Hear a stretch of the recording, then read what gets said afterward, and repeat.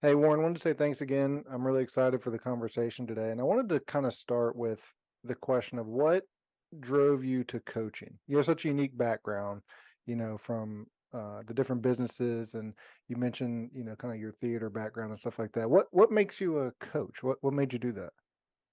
Well, it's so I have to start the answer to that way back at birth. Okay. Because I was supposed to die at birth. I was the second person in history to live through this weird congenital defect. They Wow.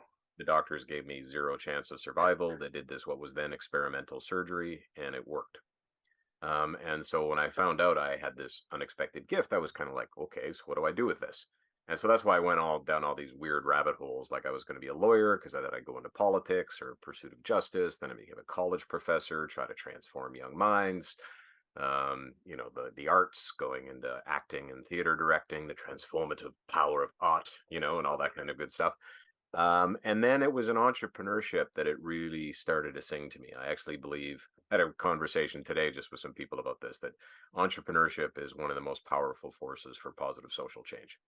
Hmm. And I really believe that entrepreneurs create problems or create solutions to problems, create products, create opportunities, Um, and so that's where I started to play. And then after the dot bust hit, I had a business back in the late '90s, and then the dot bust period hit. If people don't know that, that's when the dot com bubble burst and there was a big collapse in the economy. We kept going through that, but I sold my interest in the business to one of my partners.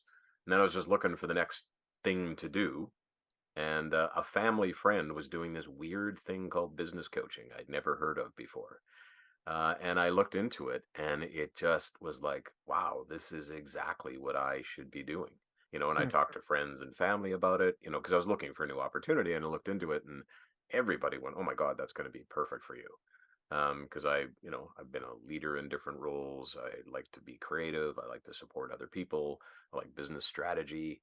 Um, and so it just seemed like the right thing to do. And I dove into it. That was in 2002 and haven't looked back. No, that's pretty cool. And it's funny, it's come up multiple times in conversations with people how other people kind of have that insight into what you'd be good at. Yeah.